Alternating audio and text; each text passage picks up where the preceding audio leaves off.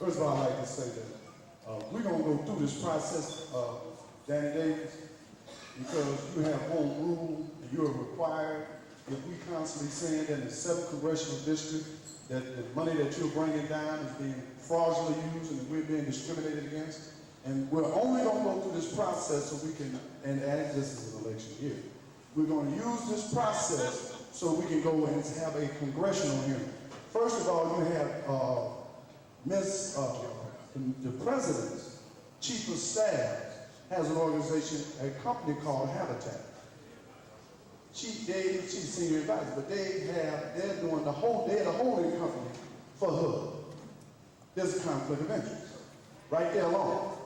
Every time we have went to Washington to try to make complaints concerning Valerie Jerry, they know what I'm talking about. That every time we have made complaints concerning this, it has been shut down. We spoke before the United Nations about housing. And a lot of these people in here, and some of these LLCs, not all of them, but some of them, are directly involved with this criminal process. So we definitely talk about them. And if you ain't directly involved in it, we ain't talking about you. This process that they have in place in the city of Chicago discriminates against us and only against poor African Americans, whether they're CHA residents or whether they're not CHA residents. Oh, I got somebody else time. But I got it. Raise your hand. I got his time. I got his time. And I keep pulling them. I pull another one up. Shit, I play this game with you too.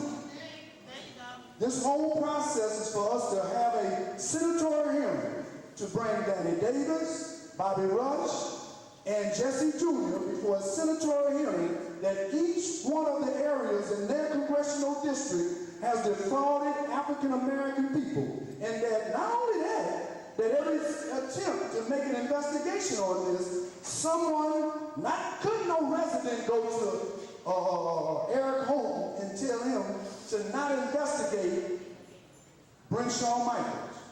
There'd have to be somebody in your structure, in your system, for someone to call you up and tell you everything straight. Now, one more thing.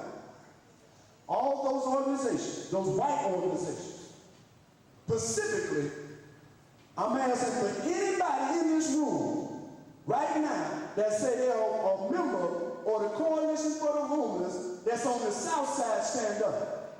It ain't none. The only people that's representing the Coalition for the Homeless, for the homeless, is Miss Steele. Miss Steele is an activist person who have done everything she could for CHA and for the residents in Cabrini Green. But the Coalition for the Homeless do not speak for African American people. Let's get that straight. Jewish Council on Urban Affairs. These organizations, these white organizations, have been going to CHA. And every time we have made any complaint, they have went to Washington, D.C. and have asked them to not investigate it.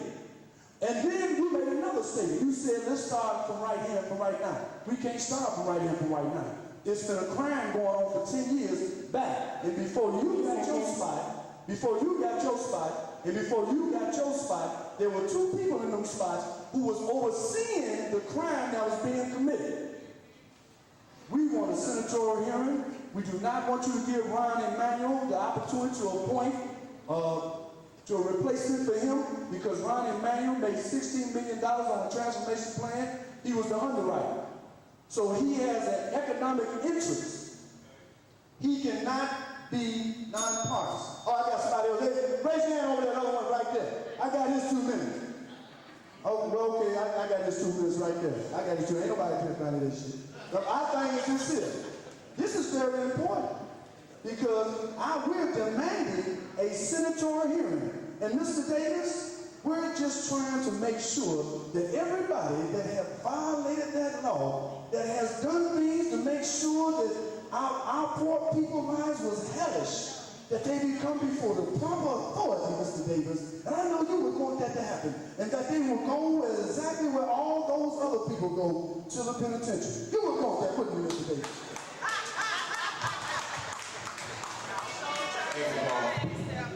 Thank you, sir. Since Paul inquired about a senatorial hearing, I'd love to call one if I was a United States Senator. Unfortunately, I'm not. And Congressional. since I'm not, I can't call a senatorial hearing. Well, please, if you want to listen and learn, if you want to yell and holler and scream, then just do that. But if you want to listen and learn, then do that. No, I cannot call a senatorial hearing. I don't have the power. I can ask people who are senators to call a senatorial hearing. There are two of them. One is Dick Durbin, and the other one is Mark Kirk. Now, if either one of them are willing to call a senatorial hearing, I would be delighted. I can't even call a congressional hearing because Republicans are in charge of the House of Representatives. And whoever is in charge determines whether or not there are hearings, whether there are official hearings. Can you request it? Can I request it? But they granted. I can request it. Can you request it, sir? I can request it. We're trying to get to the crux, that's all. Yeah, but I also want you to just tell people the truth. And don't lay no stuff about why I want you to. Hell, I do more for you than anybody you know. So don't try to play me for no chump. No, I ain't no chump. Just tell people the truth. The truth is the light, and the light is salvation. Know you the truth, and the truth will set you free.